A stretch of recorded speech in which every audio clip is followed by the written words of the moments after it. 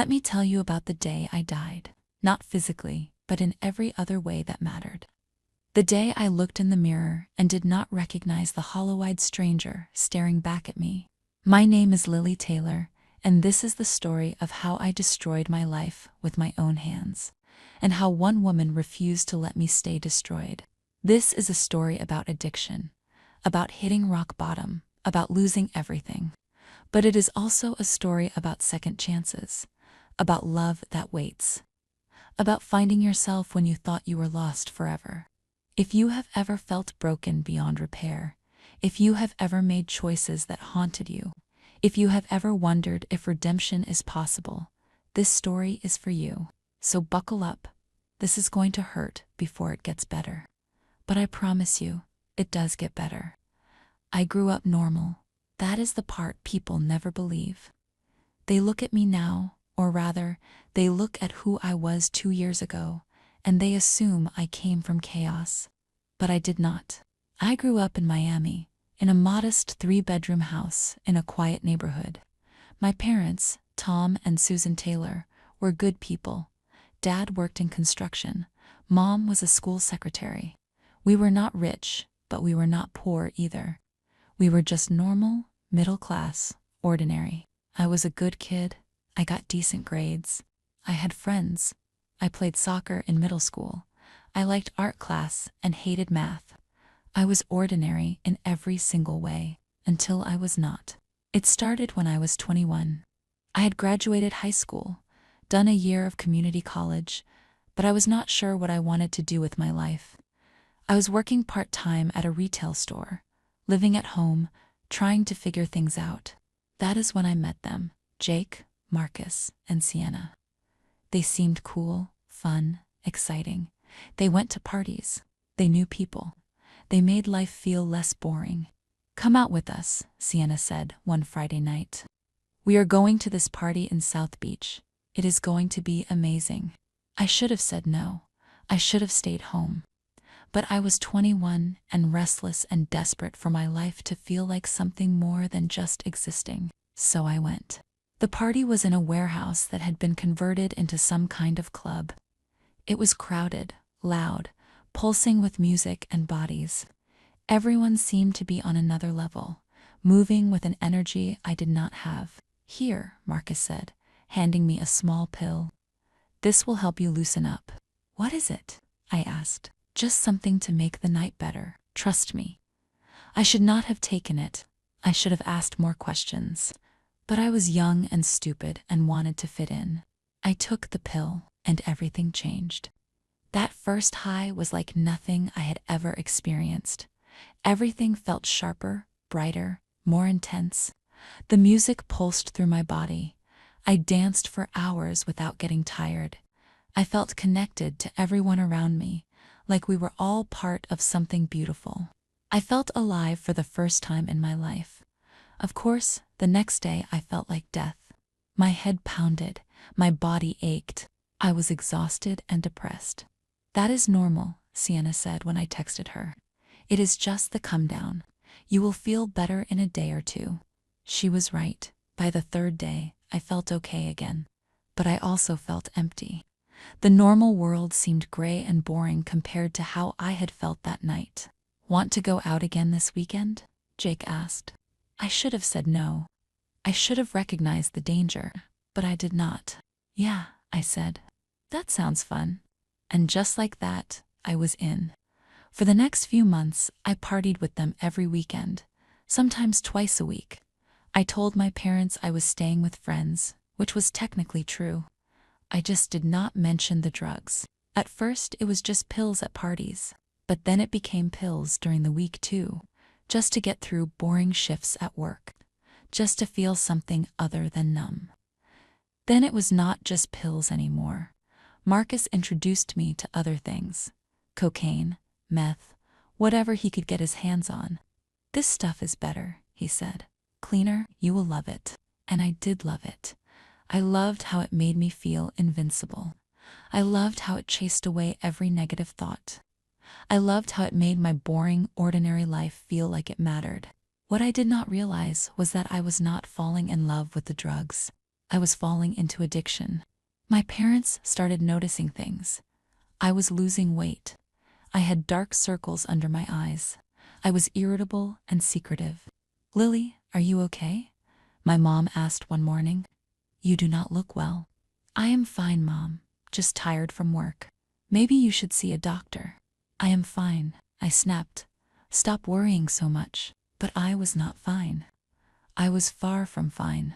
By the time I was 22, I was using almost every day. I could not function without it. I could not work, could not sleep, could not exist without something in my system. I lost my retail job for showing up high. I stopped going to community college classes.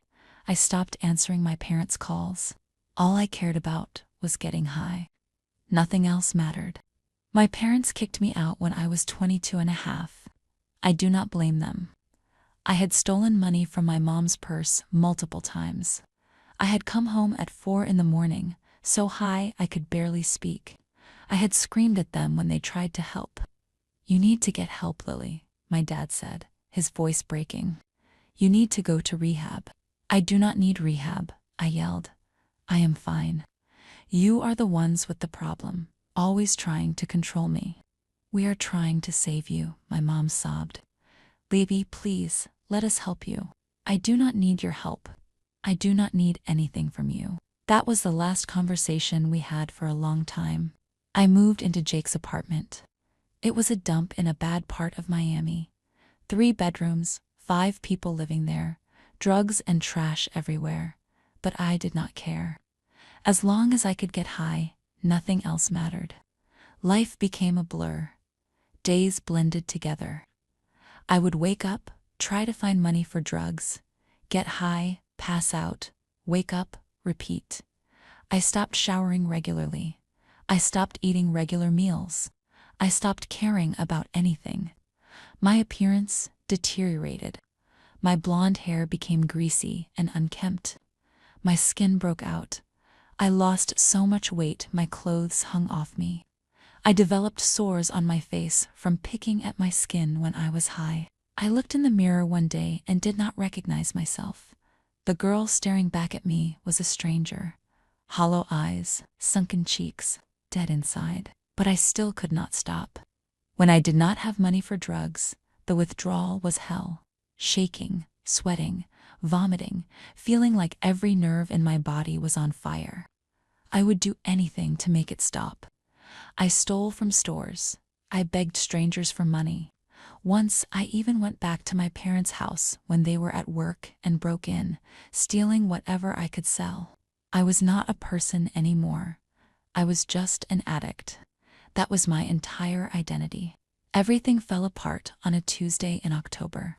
Jake had gotten a large shipment of drugs from his dealer. We were all high, celebrating, not thinking clearly. Someone, I do not even remember who, suggested we go for a drive.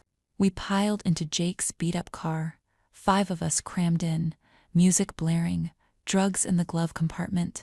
We made it maybe 3 blocks before we saw the flashing lights. "Shit," Jake said. "Shit, shit." He tried to run, but he was too high to drive well. The police car cut him off easily. Within minutes, we were surrounded. "Everyone out of the vehicle," a voice commanded over a loudspeaker. "Hands where we can see them." My heart was pounding so hard I thought it would explode. This was it. This was the end. We were arrested, all 5 of us, handcuffed, read our rights. I sat in that back seat, my hands cuffed behind me, and for the first time in months, I felt something other than numbness. I felt fear. Real, genuine, bone-deep fear. What had I done? What had I become? At the police station, we were separated. I was put in a holding cell by myself. The withdrawal was already starting. I could feel it creeping in, the shakes, the nausea. I curled up on the hard bench and cried. Not pretty crying. Ugly, desperate, hopeless crying. This was my life now. Arrested, addicted, alone. Hours passed. Maybe it was 1 hour. Maybe it was 5. Time had no meaning. All I knew was that I was getting sicker by the minute. Then the cell door opened. A woman walked in. She was tall, maybe 5'8", with black hair pulled back in a professional bun. She wore dark slacks and a button-up shirt with a badge clipped to her belt. She looked to be in her late 30s, with sharp, intelligent eyes and a face that was both stern and somehow kind. "Lily Taylor," she said. I nodded, not trusting my voice. "I am Commander Michelle Johnson. I am with the Miami Narcotics Division. I need to ask you some questions." I looked up at her through my tears and tangled hair, and for reasons I could not explain, I felt the tiniest spark of something. Not hope, exactly, but maybe the distant memory of what hope used to feel like. Commander Johnson pulled up a chair and sat across from me. She did not look disgusted by me, which surprised me. Most people looked at addicts like we were garbage. "How long have you been using, Lily?" she asked. Her voice was firm but not cruel. "About a year," I whispered. "What are you on?" "Everything. Pills, coke, meth. Whatever I can get." She nodded, writing notes. "And Jake Reeves, Marcus Turner, Sienna Cole, they are your suppliers." "They are my friends." "Are they?" She looked at me directly. "Because friends do not drag you into addiction and then abandon you when things go bad." I did not have an answer for that. "Lily, I am going to be honest with you. You are in serious trouble. Possession with intent to distribute. You are looking at significant jail time." My stomach dropped, but I was not distributing. I was just using. "You were in a car with a large quantity of drugs. In the eyes of the law, you are all equally responsible. That is not fair." "Maybe not, but that is how it works." She paused. "However, there might be another option." I looked up. "What option?" "If you cooperate with our investigation, if you testify against Jake and Marcus and help us understand their supply chain, we might be able to work out a deal. Reduced charges, mandatory rehab instead of jail time." "You want me to snitch?" "I want you to save yourself, Lily. Jake and Marcus, they are not your friends. They are dealers who got you hooked to make money off you. They do not care about you. But I am offering you a chance to get your life back." I sat there, shaking from withdrawal, feeling sicker by the minute. Part of me wanted to tell her to go to hell. But a bigger part of me, a part I thought had died, whispered that maybe this was my way out. "I need to think about it," I said.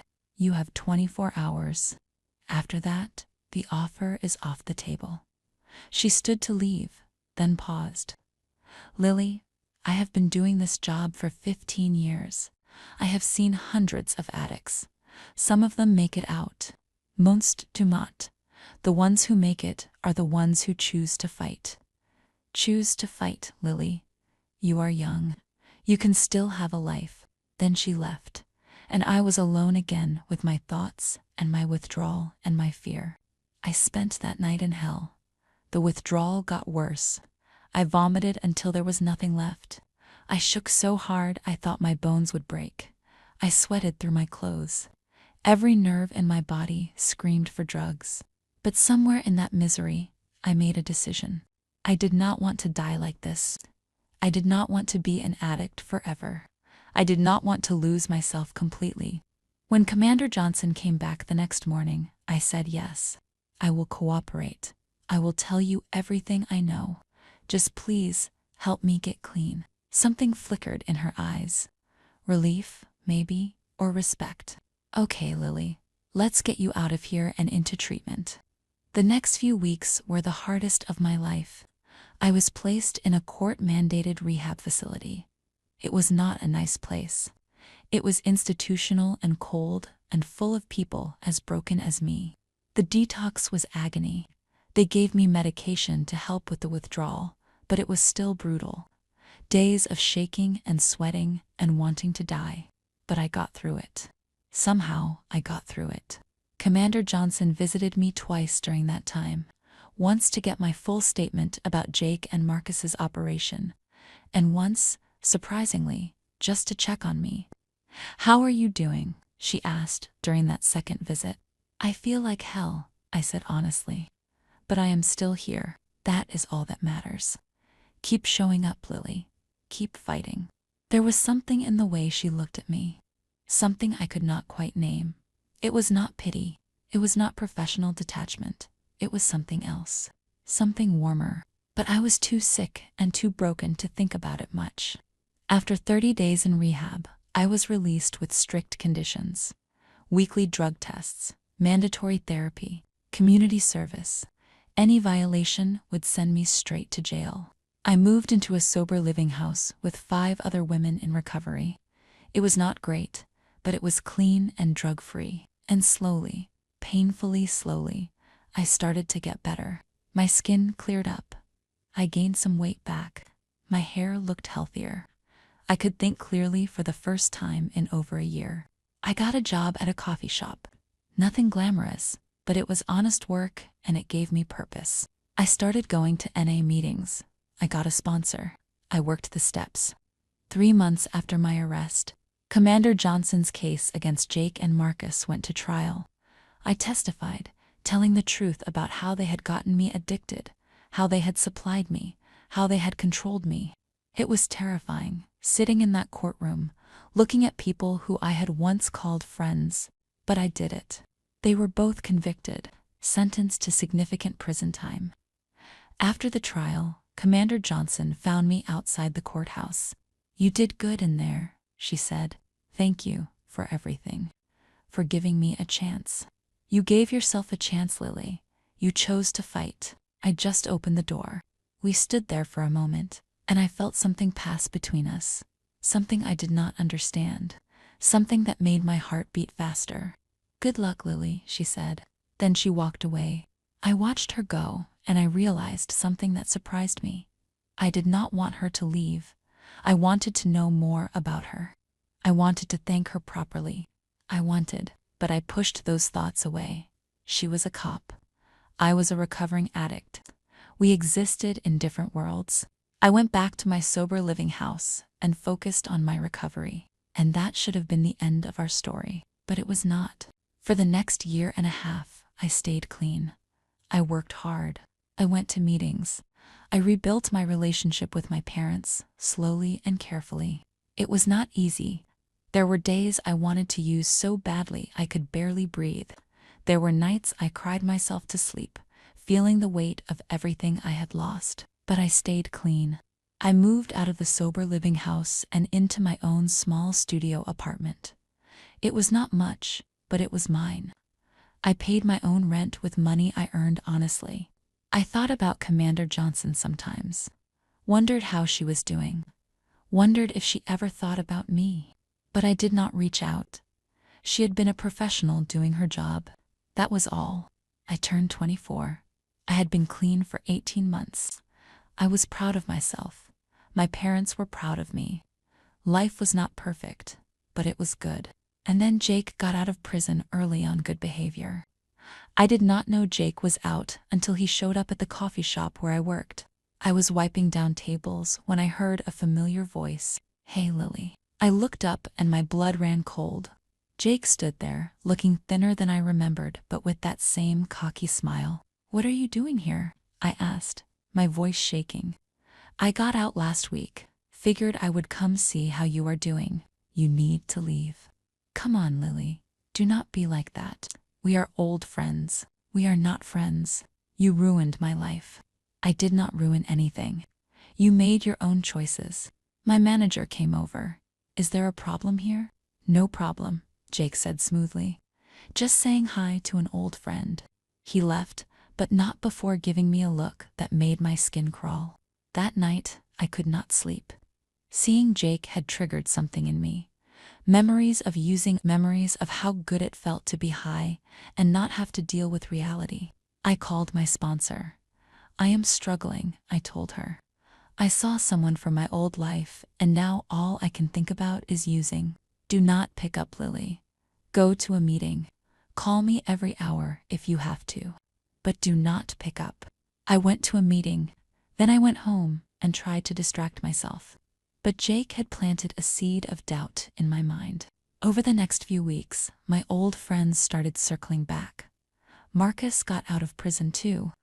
Sienna, who had gotten off with probation, reached out. "We miss you. she texted.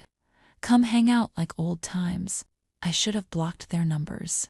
I should have reported them to my probation officer, but I did not.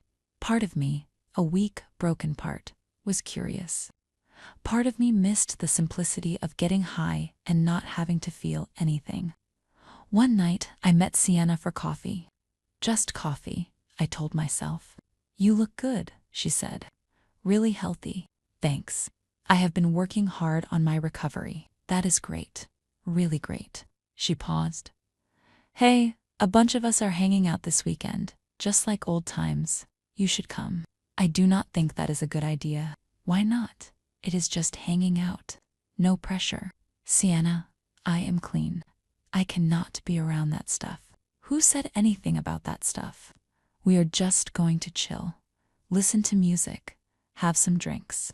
That is it. I should have said no, but I was lonely. My recovery friends were great, but they did not understand me the way my old friends did. Maybe, I said. I will think about it. That weekend, I went to the party, and that was the beginning of my second fall. The party started innocent enough. Just people hanging out, drinking, listening to music. I told myself I would just stay for an hour, be social, then leave. But then someone pulled out cocaine. Want a line? Jake asked, offering it casually like it was no big deal. No, I said. I am clean. One line is not going to hurt you, Lily. You have got this under control now. I said no. But as the night went on, as everyone around me got high, I felt that familiar pull, that voice in my head that said one time would not hurt, that I could handle it now, that I was stronger than before. By midnight, I was high. And just like that, 18 months of sobriety was gone. I told myself it was just one time, just one slip. I would get back on track tomorrow. But tomorrow came and I used again. And then the next day. And then every day. Within 2 months, I was in full relapse. I lost my job at the coffee shop for showing up late and high. I stopped going to meetings.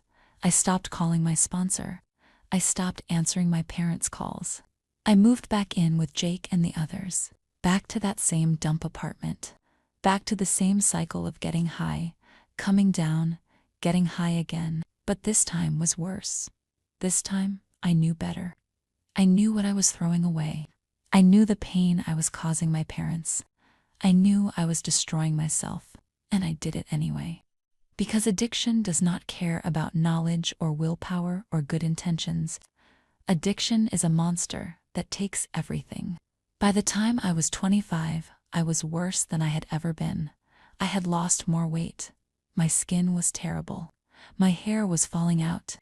I looked sick because I was sick. I hated myself. Hated what I had become. Hated that I could not stop even though I desperately wanted to. One night, alone in my filthy room, I decided I could not do this anymore. I could not keep living like this. I could not keep hurting people. I could not keep being this person. I found a bottle of pills. I was not even sure what they were. But I knew if I took enough of them, I would not wake up, and that seemed like a mercy. I sat on my mattress on the floor, pills in hand, and I thought about my mom, about how she used to braid my hair when I was little, about how she used to sing to me, about how I had broken her heart. I thought about my dad, about how he used to take me fishing, about how proud he was the day I graduated high school, about how I had let him down. I thought about Commander Johnson, about the way she had looked at me in that holding cell and told me to fight, about how I had thrown away the chance she had given me, and then I swallowed the pills. All of them. I lay down on my mattress and closed my eyes, and I waited to die. I did not die. I woke up in a hospital, groggy and confused, with a tube down my throat and machines beeping around me. My first thought was disappointment. I could not even kill myself right. My second thought was fear. What would happen now? A nurse came over when she saw I was awake. "Welcome back, sweetie. You gave everyone quite a scare." "How did I get here?" I croaked. "Your roommate found you and called 911. You are very lucky. Another hour and we would not have been able to save you." Lucky. That was a funny word for it. Over the next few hours, doctors came and went. They pumped my stomach. They ran tests. They put me on psychiatric hold. And then my parents arrived. I had not seen them in over a year. They looked older. My mom's hair had more gray. My dad's face had more lines. They looked tired and sad and scared. When my mom saw me, she burst into tears. "My baby," she sobbed, rushing to my bedside. "My sweet baby girl, what have you done?" "I am sorry," I whispered. It was all I could say. "I am so sorry." My dad stood at the foot of the bed, his jaw tight, his eyes wet. "We almost lost you," he said. "Do you understand that? We almost lost you. I know I am sorry." They sat with me for hours. They did not lecture me. They did not yell. They just sat there, holding my hands, crying. Finally, my mom said, "We cannot do this alone anymore. Lily, we need help. We do not know how to save you." "Nobody can save me," I said. "I am too far gone." "That is not true," my dad said firmly. "You are our daughter. You are not gone. You are still in there somewhere." I tried. I failed you. I failed myself. I cannot do this. My parents looked at each other, some unspoken communication passing between them. "There is someone who helped you before," my mom said slowly. "That police commander, Michelle Johnson. Maybe she could help again." "No," I said immediately. "I cannot face her. She gave me a chance, and I threw it away. She probably hates me now." "We are going to talk to her anyway," my dad said. "If there is even a chance she can help, we have to try." "Dad, please, do not." But I could see in their faces that they had already decided. My parents were desperate, and desperate people do desperate things, even if it meant asking a cop to save their drug addict daughter for the second time. 3 days later, I was released from the hospital into a psychiatric facility for evaluation. I was numb, going through the motions, not caring what happened to me. My parents visited every day. They looked exhausted, aged by worry. "We talked to Commander Johnson," my mom said on the 4th day. My heart skipped. "She is coming to see you tomorrow." "Mom, no, I cannot face her." "Yes, you can, and you will." That night, I barely slept. I was terrified of seeing Michelle again, terrified of the disappointment I would see in her eyes. The next afternoon, a nurse told me I had a visitor. I walked to the visiting room on shaky legs, and there she was. Commander Michelle Johnson looked exactly as I remembered. Black hair, sharp eyes, professional demeanor. But there was something else in her face when she saw me, something that looked like pain. "Hello, Lily," she said softly. "Hi." I could not meet her eyes. "Sit down." I sat across from her, staring at the table. "Look at me, Lily." I forced myself to look up. Her eyes were not angry. They were sad. "Your parents are worried about you," she said. "I know. They asked me to help you. You do not have to. I know I messed up. I know I wasted the chance you gave me. That is not why I am here." I looked at her, confused. "Then why are you here?" She was quiet for a long moment. Then she said something that shocked me. "Because I have thought about you every day for the past 2 years." My breath caught. "When I met you in that holding cell, something happened that should not have happened. I started to care about you, as a person, not just as a case. I watched you fight to get clean, and I was so proud of you. And when I heard you relapsed, when I heard you tried to kill yourself." Her voice broke slightly. "It broke my heart. Tears filled my eyes. I am sorry. I am so sorry. I am not here for an apology, Lily. I am here because I want to help you, really help you, not as Commander Johnson, not as a cop, just as Michelle, as someone who cares about you." "Why?" I whispered. "Why do you care?" She looked at me for a long moment. "Because I see something in you that is worth saving. Because you deserve a chance to be happy." She paused. "Because somewhere along the way, I started to have feelings for you that I should not have." The air left my lungs. "What?" "I know it is inappropriate. I know it is wrong. I am 15 years older than you. I was the cop on your case. But I cannot help how I feel. I have tried to forget about you. I have tried to move on, but I cannot. I stared at her, unable to process what I was hearing. I am not telling you this to pressure you, she continued quickly. I am telling you because I want you to understand that this is not just charity. This is not just me doing my job. If you let me help you, if you let me be part of your recovery, it is because I genuinely care what happens to you. I do not understand, I said, my voice shaking. How can you have feelings for someone like me? I am a mess. I am broken. You are not broken. You are sick. And sickness can be healed. Let me help you, Lily. Please let me be there for you while you get better. I looked at this strong, beautiful, professional woman sitting across from me, offering me something I did not think I deserved. Okay, I whispered. Okay. And for the first time in months, I felt something other than despair. I felt hope. Michelle kept her word.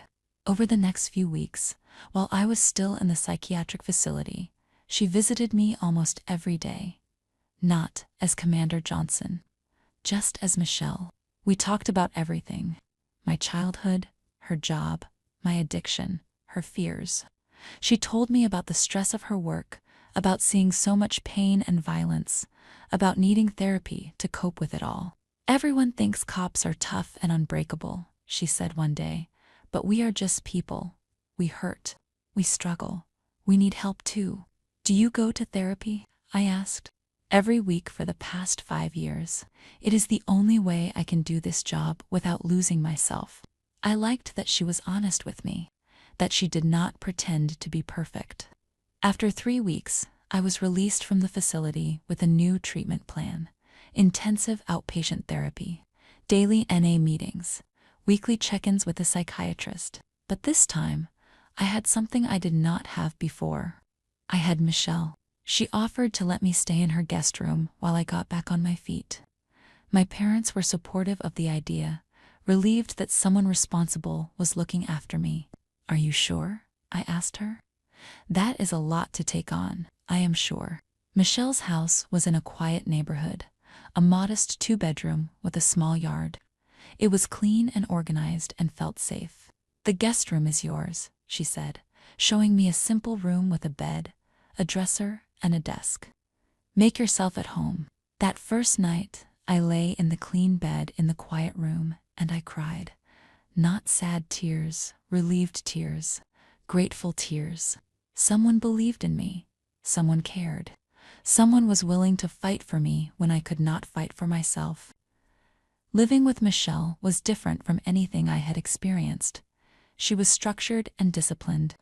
She woke up early, worked out, made healthy meals. She went to work, came home, took care of business, went to bed at a reasonable hour. At first it was jarring. I was used to chaos, but slowly I adapted to her routine. She made me breakfast every morning before she left for work.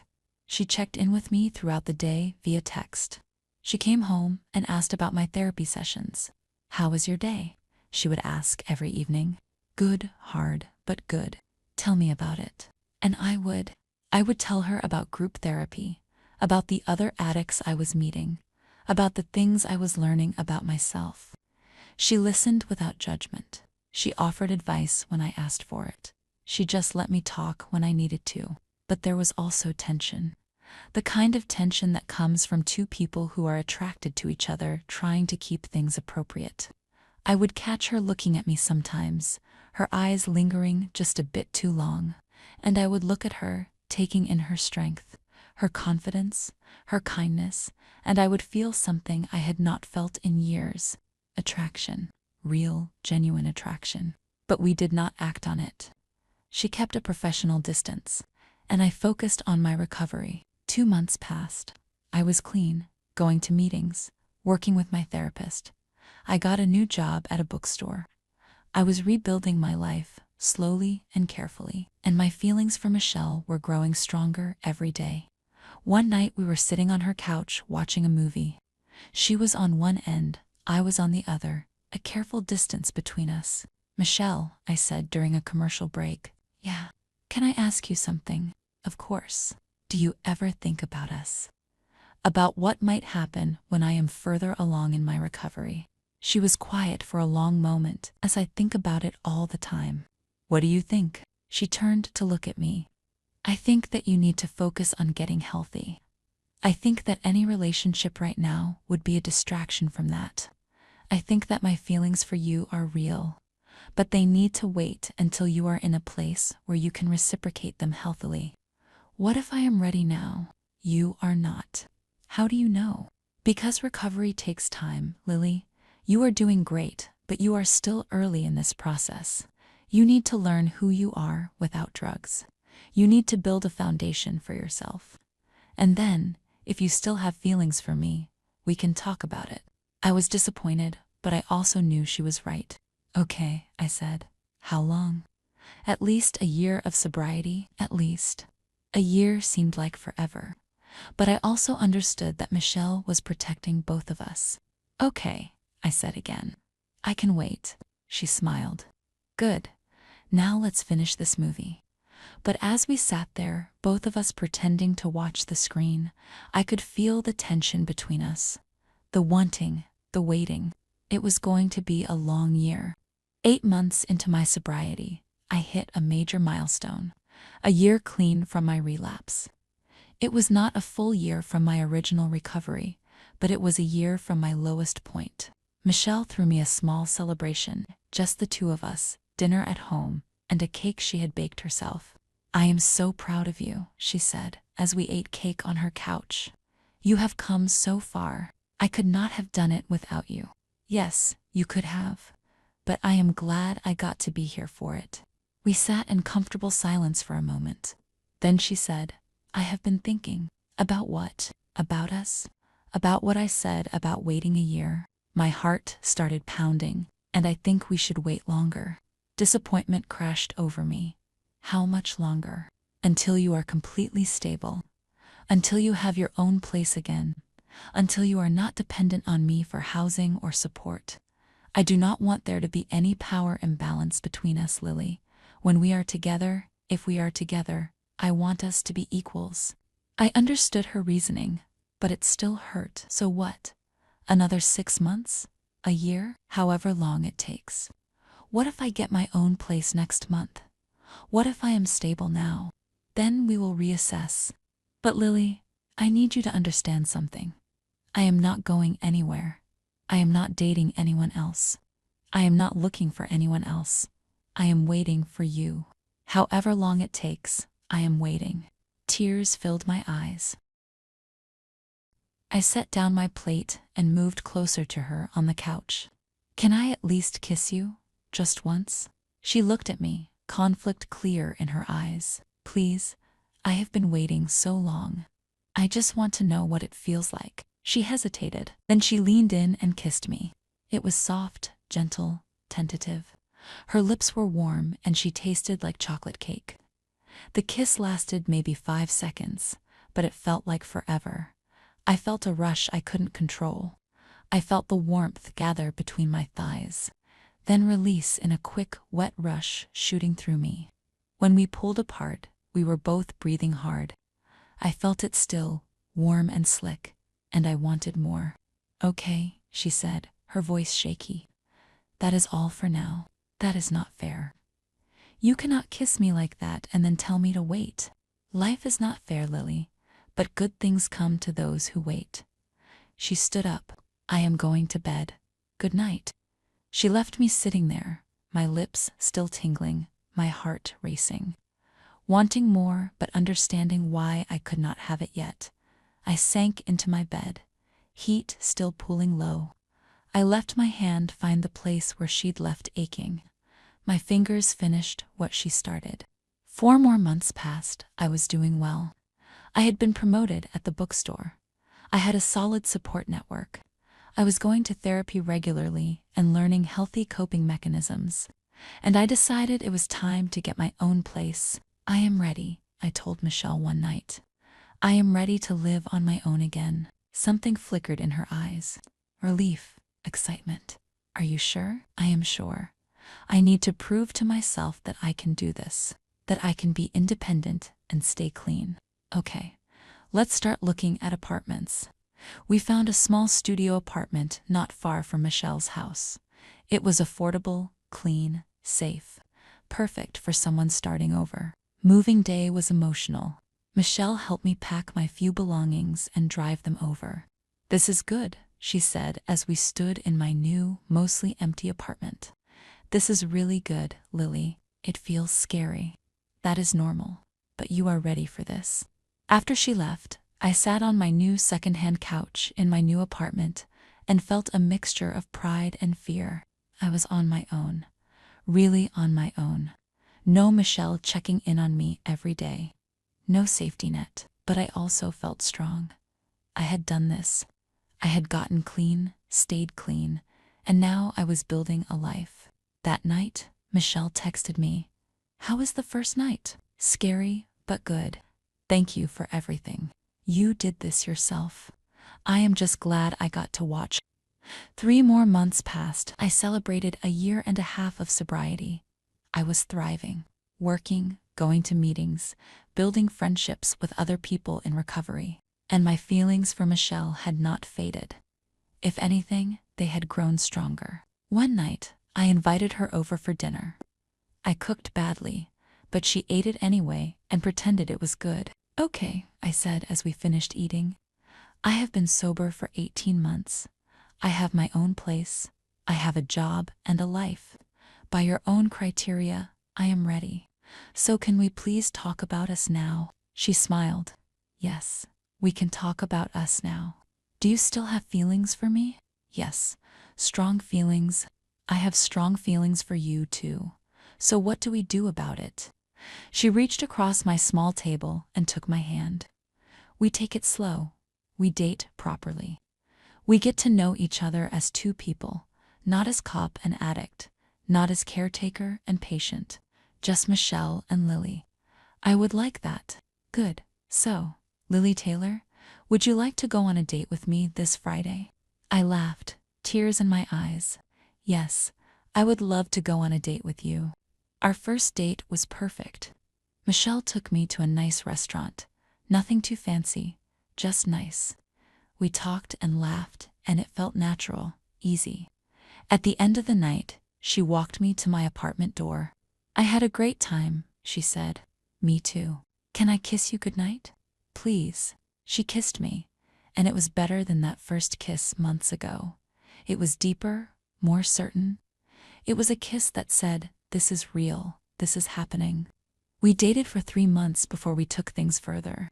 Michelle insisted on taking things slow, making sure I was ready for each step. But finally, one night at her house, things progressed. We were on her couch, kissing, and it became heated. Her hands were in my hair, mine were on her waist, and we were both breathing hard. Lily, she said, pulling back, do you want this? Really want this? I have wanted this for 2 years, I said. Yes, I want this. Are you sure you are ready? Michelle, if you ask me one more time if I am sure, I am going to scream. Yes, I am sure. I want you. She smiled, then stood up and took my hand. Come with me. She led me to her bedroom. We stood facing each other, both nervous despite all the waiting, all the wanting. I have never done this with a woman before, I admitted. I mean, I have never really done this with anyone while sober. I do not know if I will be good at it. We will figure it out together, she said gently. She kissed me again, slowly undressing me, taking her time. When I was naked, she just looked at me. You are beautiful, she said. So are you. I helped her undress, my hands shaking slightly. When we were both naked, we lay down on her bed. Tell me what you like, she said. Tell me what feels good. We made love slowly, carefully, learning each other. She touched me with such tenderness, such care, that I cried. Are you okay? She asked, concerned. Yes, I am just. I have never felt this before. This feeling. Being with someone while completely present, completely sober, it is overwhelming in the best way. I know what you mean, She kissed me again, and we continued. She made me feel things I did not know my body could feel. And when I touched her, when I made her gasp and moan, I felt powerful in a way that had nothing to do with drugs. I thought this should be my next addiction. This was real intimacy, real connection, to people choosing to be vulnerable with each other. When we finished, we lay tangled together, sweaty and breathless and completely satisfied. That was incredible, I whispered. Yes, it was. Michelle, yeah, I love you. She turned to look at me, her eyes soft. I love you too, Lily. I have loved you for a long time. We fell asleep in each other's arms, our bodies entwined, skin against skin, lost in warmth. I had never felt safer or more loved in my entire life. The next 6 months were the happiest of my life. Michelle and I were together, really together. We spent weekends at each other's apartments. We went on dates. We made love regularly, learning each other's bodies, finding what worked. We kept our relationship quiet at first. Michelle was worried about her professional reputation, but eventually, we stopped hiding. My parents were thrilled. They loved Michelle, grateful for how she had helped me, happy to see me genuinely happy. She is good for you, my mom said one day when I visited. You look healthy. You look alive. I am alive, Mom. For the first time in years, I am really alive. I celebrated 2 years of sobriety. Michelle threw me a party, inviting my parents, my friends from NA, my coworkers from the bookstore. It was small but meaningful. I am so proud of you, Michelle said that night after everyone had left. You have come so far. I could not have done it without you. Yes, you could have. But I am glad I got to be here for it. We were lying in bed, and I turned to face her. Move in with me? What? Move in with me, or I move in with you? I do not care where. I just want to wake up next to you every morning, she smiled. Are you sure?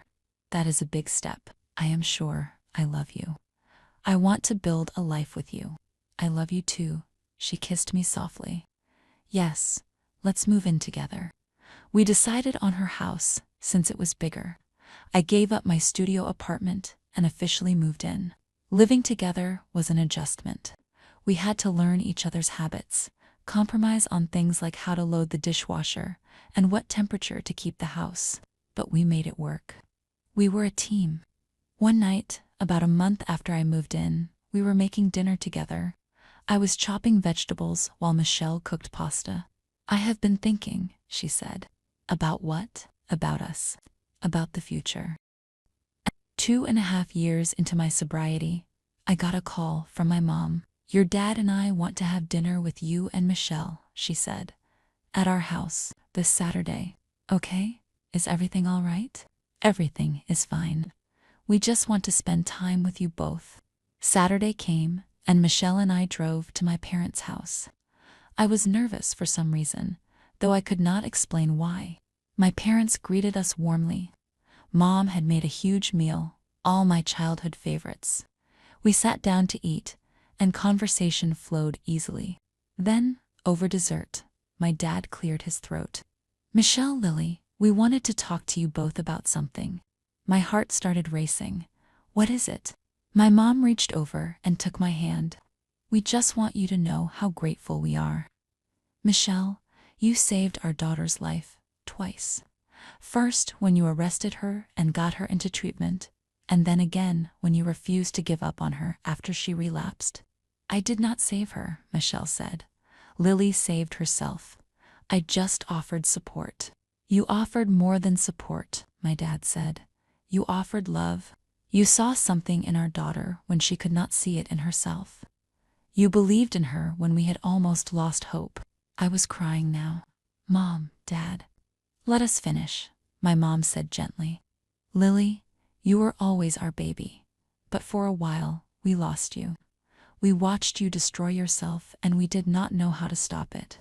We thought we had failed you as parents. You did not fail me, I said. I made my own choices. We know. But that does not make it easier to watch your child suffer. She squeezed my hand. When you tried to take your own life, We thought we had lost you forever. But then you came back to us. You fought. You got clean. You became the daughter we always knew was in there. And now, my dad said, we look at you and we do not see our lost daughter anymore. We see a strong, healthy, happy woman. You have been reborn, Lily. You are not the same person you were 3 years ago. You are right, I said. I am not that person anymore. She died, and I was born from her ashes. A new Lily. My mom smiled through her tears. That is exactly right. You are a new Lily, and we are so proud of you. Michelle was crying too now. My dad turned to her. Michelle, you helped give us our daughter back. We can never thank you enough. You are part of this family now. You always will be. Michelle stood up and hugged my parents, and we all cried together, releasing years of pain and fear and finally celebrating the healing. On the drive home, Michelle and I were quiet. Finally, she said, your parents are amazing people. They really are. They never gave up on me, even when they probably should have. That is what love does. It does not give up.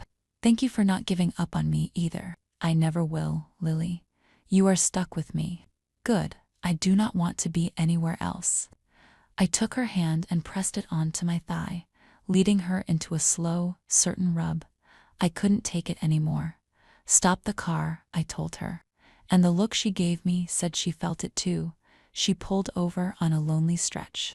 And in the back seat, we let the glow from my parents' smiles turn into heat we couldn't hold. 3 years sober. It felt like a lifetime, and also like no time at all. I had been clean longer than I had been an addict. I was promoted to assistant manager at the bookstore. I was going to community college part-time, taking classes in psychology. I wanted to work with other addicts someday, to help people the way Michelle had helped me. Michelle and I were solid. We had our fights, normal relationship stuff, but we always worked through it. We had learned to communicate, to be honest, to support each other, and our physical relationship was better than ever. We made love often, exploring each other, trying new things, staying connected. One night, after particularly intense sex, we lay tangled together, sweaty and satisfied. I want to marry you, Michelle said suddenly. I turned to look at her. I want to marry you, Lily. I want you to be my wife. My heart started racing. Are you serious? I am completely serious. I love you. I want to spend the rest of my life with you. Will you marry me? I started crying. Yes. She kissed me, and we made love again, this time with a new kind of intensity. We were committing to forever. We got engaged properly a week later. Michelle took me to the beach at sunset and got down on one knee with a simple but beautiful ring. Lily Taylor, you have changed my life in ways I never imagined. You have made me believe in second chances.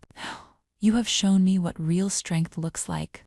I love you more than I thought I could love anyone. Will you marry me? Yes, I said, through happy tears. 1,000,000 times yes.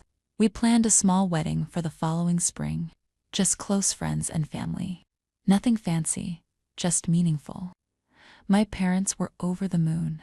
They loved Michelle like a daughter. My mom helped with wedding planning. My dad offered to walk me down the aisle. Are you sure? I asked him. I mean, I know this is not a traditional wedding. You are my daughter, he said. And Michelle is going to be my daughter too. Of course I want to walk you down the aisle. The wedding was perfect. Simple, beautiful, full of love. I wore a white dress. Michelle wore a suit. We exchanged vows we had written ourselves. Michelle, I said, reading from a paper with shaking hands. You saved my life. Not just once, but over and over again. Every day that you loved me, you saved me. You saw me at my absolute worst, and you did not run away. You stayed. You fought for me when I could not fight for myself. You showed me that I was worth saving. I promise to love you with that same fierce loyalty. I promise to be your partner in everything. I promise to choose you every single day for the rest of my life. Michelle was crying as she read her vows. Lily, the day I met you in that holding cell, I saw something in you that I could not explain. A light that was dimmed but not extinguished. I watched you fight your way back to yourself, and it was the most beautiful thing I have ever witnessed. You are the strongest person I know. You are kind, brave, resilient. You make me want to be a better person. I promise to support your dreams. I promise to hold you when you struggle. I promise to celebrate every victory, big and small. I promise to love you exactly as you are for the rest of my life. When the officiant pronounced us married, we kissed to cheers and applause from our small group of loved ones. At the reception, my dad gave a toast that made everyone cry. 3 years ago, I thought I had lost my daughter. I thought addiction had taken her from us forever. But Lily fought her way back. She chose life. She chose recovery. She chose love. And now she is married to an incredible woman who helped her see her own worth, to Lily and Michelle. May your love continue to heal and inspire everyone around you. We danced our first dance as wives, and I felt like the luckiest person in the world. Married life was wonderful. Michelle and I fell into a comfortable routine. We both worked, we came home to each other, we built a life together. I continued my education, eventually getting my degree in psychology. I started working part-time at a recovery center, helping other addicts navigate their own journeys. It was hard work, emotionally draining work, but it was also the most meaningful thing I had ever done. How was work? Michelle would ask every evening. Hard, but good. I helped a young woman today who reminded me so much of myself at 22. She was scared and broken and did not think she deserved help. I told her my story. I think it helped. I am sure it did. It is weird, you know? Looking back at who I was and seeing how far I have come. Sometimes it does not feel real. It is real. You worked hard for this life, Lily. You earned every bit of it. 5 years sober, then 6, then 7. Each year got easier. The cravings became less frequent. The triggers became easier to manage. I built a life so full of purpose and love that drugs did not have space anymore. Michelle was promoted to deputy chief. She was busier, more stressed, but she never brought that stress home to me. She kept our home a safe space. We talked about having kids. We were not sure if we wanted to go the adoption route or find a sperm donor. We had time to figure it out. One night, we were lying in bed, and Michelle said, "Do you ever think about your old friends? Jake, Marcus, Sienna?" Sometimes I heard Jake is back in prison. Marcus too. Sienna is still using, last I heard. Does that make you sad? Yes, but I also know I cannot save everyone. I could barely save myself. All I can do is live my life as an example that recovery is possible. You are a good example. I turned to face her. Thank you for never giving up on me, even when I gave up on myself. I saw who you could be, Lily. I saw your potential. I just had to wait for you to see it too. She came over me and kissed my mouth slow and steady, the kind of kiss that asks rather than takes. I cupped the back of her head, kept her pressed to my chest, breathed in the calm warmth of her hair, and even though we both needed it passionate and rough, the truth of it was simple. We were bone-tired from work. So what we made together moved slow, every touch deliberate, every breath a pause, letting the wanting stretch until it felt like exactly enough. 8 years sober, I was 33 years old. Michelle was 48. We had been married for 5 years. Life was good. Really, truly good. I had a career I loved, a wife I adored, parents who were proud of me, friends who supported me. I was not just surviving anymore. I was thriving. One day, I got a call from a number I did not recognize. "Hello, Lily, it is Sienna." My blood ran cold. "Sienna, hi. I know you probably do not want to hear from me, but I need help. I am ready to get clean. I am at rock bottom and I do not know what to do." I could have hung up. I could have said it was not my problem, but I did not. "Where are you?" I asked. "At a clinic," they said. "I need to go to rehab, but I do not have money or insurance or anything. Give me the address." "I am coming." I called Michelle and told her what was happening. Then I drove to the clinic. Sienna looked terrible. Thin, sick, desperate. Exactly how I had looked 8 years ago. "Thank you for coming," she said, crying. I did not know who else to call. "It is okay. I am going to help you." I spent the next few hours making calls, finding her a bed at a rehab facility, getting her admitted. Before she went in, she looked at me. "How did you do it, Lily? How did you get clean and stay clean?" "I found a reason to live that was bigger than my addiction.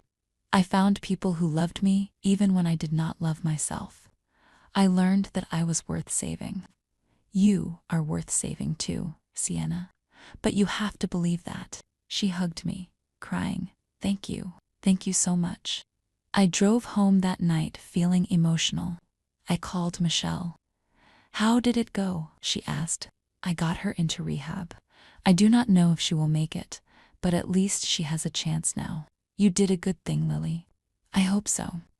When I got home, Michelle was waiting for me with open arms. She held me while I processed everything. "I am so proud of you," she said. "You could have turned your back on her, but you showed up. You helped. That is who you are now. I am not the person I was 8 years ago. No, you are so much better." I am 35 now. Michelle is 50. We have been together for 10 years, married for 7. I am 10 years sober, a whole decade. Sometimes I still cannot believe it. I am now the director of the recovery center where I work. I help dozens of people every year find their way to sobriety. Some make it, some do not. But I show up every day and give them the same thing Michelle gave me: hope. Sienna made it. We meet for coffee sometimes. She calls me her sponsor, but really, we are just two people who survived the same war. Jake died 2 years ago, overdose in prison.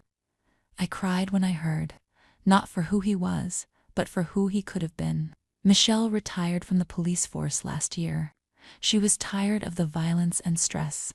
Now she volunteers at a youth center, mentoring at-risk kids. She says if she can stop even one kid from going down the path I went down, it will be worth it. My parents are in their 70s now. They are healthy and happy and so proud of me.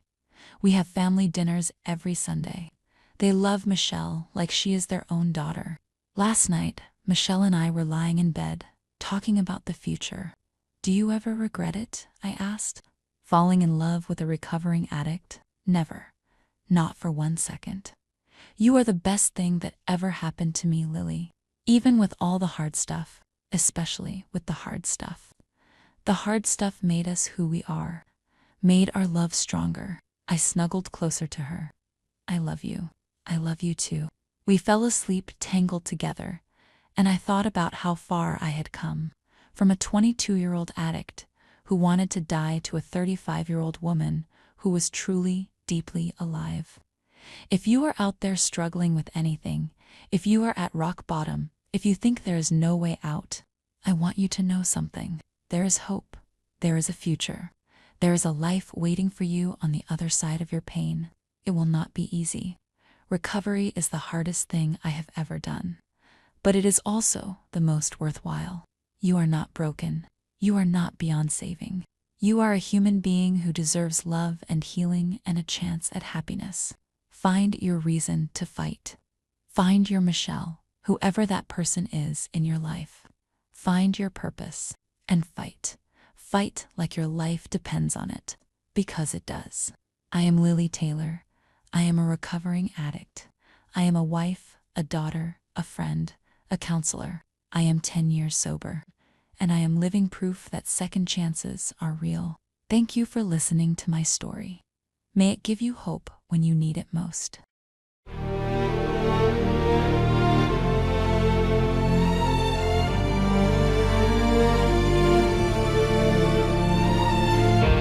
I was searching for something I couldn't name, lost in the questions, drowning in like an answer in the dark. Showed me I was more than all my broken parts. When I stopped believing in anything, you gave me a reason to begin. I found myself through you. When the world went silent, you broke through. You're the light I never thought I'd see, the kind of grace that set me free. I'm living a second life, born again because you tried. I found myself through you.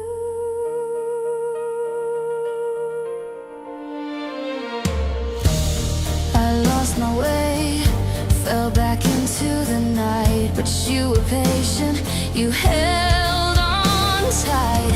Every time I crumbled, you were standing there, prove that someone actually cared.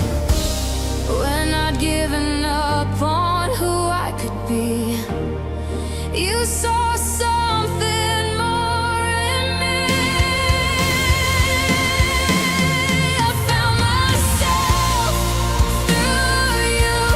When the world went silent, you broke through. You're the light I never thought I'd see, the kind of grace that set me free. I'm living a second life, born again because you tried. I found myself through you. Some search the stars for meaning above, but I found heaven in your love.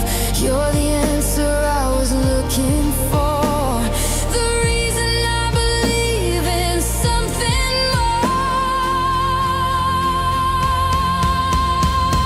I found myself through you. When the world went silent, you broke through. You're the light I never thought I'd see, the kind of grace that set me free. I'm living a second life. Everything changed when you arrived. You're my truth, my guiding light. I found myself through you.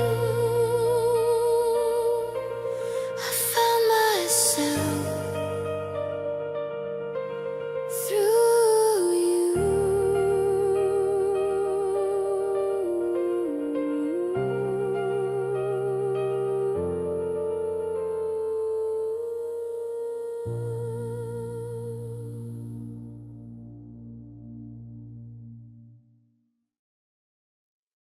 Thank you for watching Sapphic Story Hour. Please like, subscribe, and share your thoughts in the comments. Until next time, bye-bye.